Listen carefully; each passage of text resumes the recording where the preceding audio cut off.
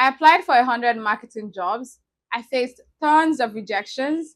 I almost gave up hope, but finally, I got hired. And so in this video, I'm going to share with you what worked, what mistakes I made, and also the strategies that changed things around for me.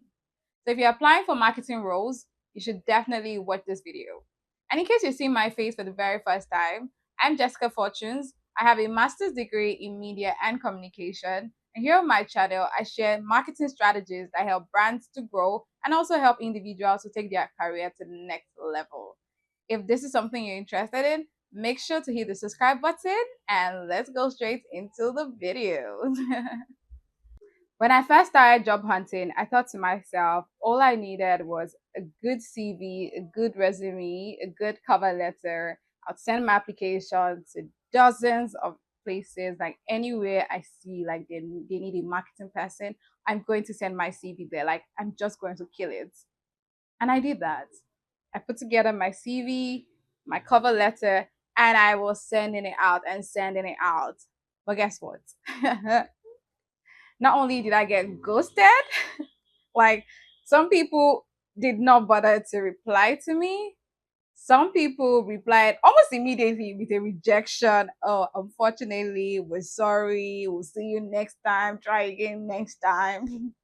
Some I got to the interview stage, but I didn't make it through. And as you can expect, when you're excited, because I'm like, I have a master's degree. Do you know who I am? I'm the best thing to happen to your company. Why would you not want to hire me? So I thought. But apparently, they actually did not want to hire me. And when I did my research or when I sat back and thought about it, they probably had good reasons because I realized I was doing a couple of things wrong. And so the first thing I would say I was doing wrong was I put all my experience inside the CV. Like whether it was relevant to the job or it wasn't relevant to the job, I just packed everything because I wanted my CV to show that I had done things. I even went ahead to get a master's degree. Like I put in all the information you could need. Relevant, not relevant. I wasn't trying to put, okay, what does this person want? Let me craft my CV to look like what they want. I just had one CV and I was sending it to 100 bunch of people. And apparently they all turned me down because my CV wasn't tailored. So to correct that, I started to tailor my CV specifically to the roles I was applying to.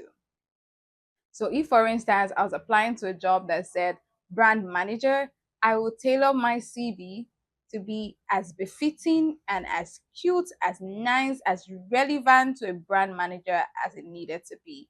So what that means is experiences that were not relevant to the role I was applying for, I would take that out.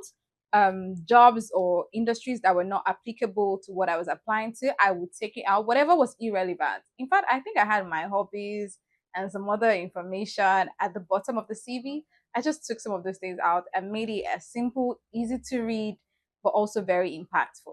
That was the first thing. Another thing I was doing wrong is I was applying to every job, like legit.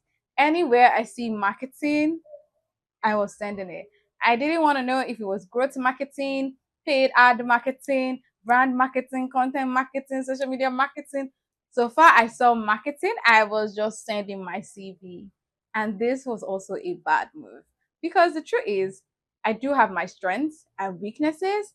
And so there are certain things that even though I have idea of marketing, I'm not I'm not the best for the role. So I'm sure that there were people who had more experiences, they had greater strengths than I did in those areas. So I was shooting myself in the leg, or basically I wasn't giving myself the best chance at winning. So instead of applying to everything, I decided to select. So I was very intentional about the roles I was applying to. So instead of spending a day applying to 20 roles, because that was the goal, I would spend a day applying to maybe 5 roles or 2 roles or 1 role because that was what I felt like I had the greatest strength. And I know people usually say apply even though you're not ready. I think that that's different in this case because if you're applying even though you're not ready, it's different from you applying to things that you're not even suited for. So, for instance, in a case where maybe I had 3 years of experience and you're asking for 5, I'll still apply if I think that my experience and the work that I've done is matches what you're asking for and I can still do that job well enough. then I'd apply. But in a case where what you're asking for, I've never done it before, I don't have experience in it, the experience that I have doesn't even match what you're asking for, of course, I'm setting myself up to fail. So I started to pay attention to these things to make sure that if I were competing with the next person, right? Like if I'm seeing the person I'm competing with for that job, I'll be able to say that no, I am better than this person. For this job, I'm actually better because I have the experience, I have the skills. Like basically, I was applying to jobs where I had the upper leg. So this meant applying to jobs that were more tailored to my strengths. For instance, storytelling, branding, content marketing, social media, digital marketing. These were the things that I had strength in. And so these were the things that I started to apply for. And so it changed things around. The third thing that I did was using LinkedIn the wrong way. So, as most of us usually would do, LinkedIn is the first place I went to when I started searching for a job, right? And so, what I did was I set up job alerts, which is not a bad thing. Obviously, you should do that because that helps you to stay abreast on the jobs that are available, especially at the companies that you are looking at. So, that's what I did. I went on LinkedIn and I searched through, like, I was just setting up job alerts. And so when I got alerts, I would send application. That's not a bad thing. I think that you should still do that. But added to that, another thing you should do is search for people who currently work in that organization on LinkedIn, right? Like for one of the jobs, I remember that there was somebody in my connection that actually currently worked at that company. So what I did was I sent him a message telling him about the job and that I was applying. And then, I basically pitched myself to him and he helped me get an interview for that job. So you see that when people, set up jobs to stand out or give yourself an upper leg again, try to reach out to a recruiter or somebody in your network that works there. What I've learned is some companies actually offer incentives to their employees who are able to bring in a suitable candidate for a role that they're applying or they're looking for or they're searching for someone for. So in other ways, you're actually doing the other person a favor as well. So if you're the best person for them, they think you're the best person and they pitch you to the organization, they get something in return. So it's a win-win scenario. And I'm saying this because sometimes you can feel very cringe, like, oh my God, I'm begging somebody. Oh my God. Because I felt that way. And that's why in the beginning I wasn't doing it. But then after so many rejections, I went back to the drawing book. So you need to avoid that and actually start doing that. So what I'm saying is job alert, you see the company, you see that you're suited for it, your CV is good and tailored to that organization or tailored to that role. The next thing you need to do is find out somebody on LinkedIn who works there, pitch yourself to them, talk to them, and tell them you're interested in this role and you've applied. Just sweet talk your way there, and you'll be able to get, I think, like fast track your process or even get an interview way faster than other people who are not doing that. Okay. The first thing I did was get myself a portfolio. Yes, I got a portfolio. In 2025, your resume is no longer enough.